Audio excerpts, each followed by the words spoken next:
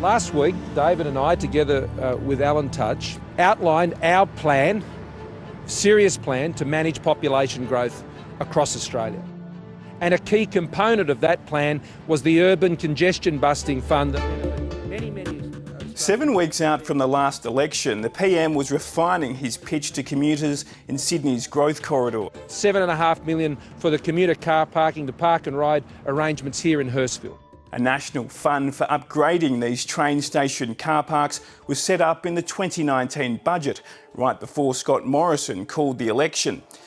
It was an addition to the broader $4.8 billion pool of money for infrastructure called the Urban Congestion Fund. The funding for the car parks was over $650 million. Getting people onto public transport, getting people off the roads, well, to do that, they've got to be able to get and park at a train station. And that's just not true here in Hurstville, but we're also making announcements in Gosford, for Panania as well, and in Woy Woy. All critical commuter suburbs where people want to take that option of the train. Those may well be critical commuter suburbs, but a damning new report from the National Audit Office has found the program wasn't effective, and here's why. In Sydney, the number of car parks announced in seats held by the Coalition at the time, compared with those held by Labor, was even at 6 each.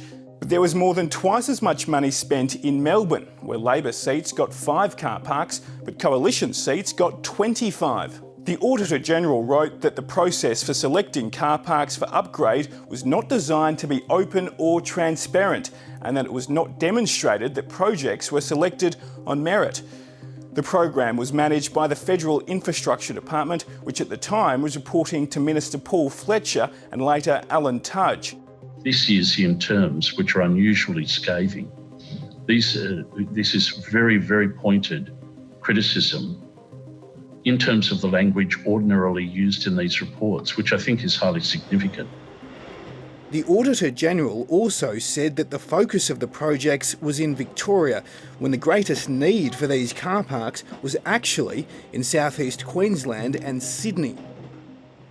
The relevant bureaucrats here did not engage with the experts, did not look at the issues of need and impact, and rather appear to have handed over the projects so that we, as best we know, as best we're allowed to know, it seems to have been decided between coalition politicians. The government insists the rollout of the cash has been fair and timely, and in a statement to 7:30, the government said the locations chosen for the car parks were based on an identified need in the community, and that they had other infrastructure projects in Melbourne totalling $9 billion located in Labor seats.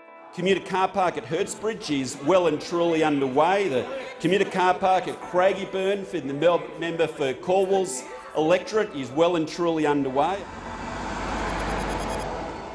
But some of the Labor seats that got money for car parks were going to be tight electoral races, including the car park announced in Campbelltown by Coalition Minister Angus Taylor. This solves a real problem whereby the car spots are taken up early in the morning. We know that these decisions were concentrated in marginal seats, so I think this was a very powerful message before the election. This is the latest in a series of infrastructure programs that have been criticised along similar lines. In January 2020, the Auditor-General found clear guidelines were breached in the handling of the $100 million Community Sport Infrastructure Fund overseen by Bridget McKenzie. The Community Safety Grants program, overseen by Peter Dutton, has been referred to the Auditor's Office.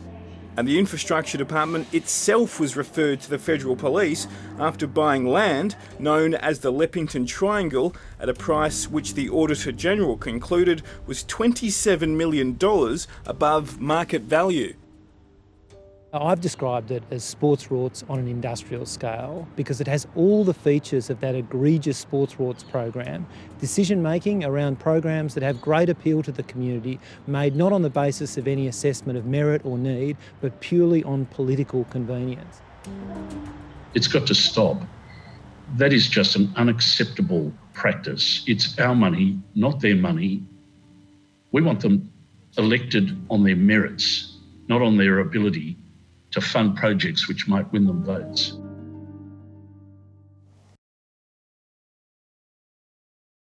Hi, I'm Lee Sales. Thanks for watching this story. If you'd like to watch more of 7:30's stories, they are on the left of your screen. And tap on the button below to subscribe and get the latest from ABC News.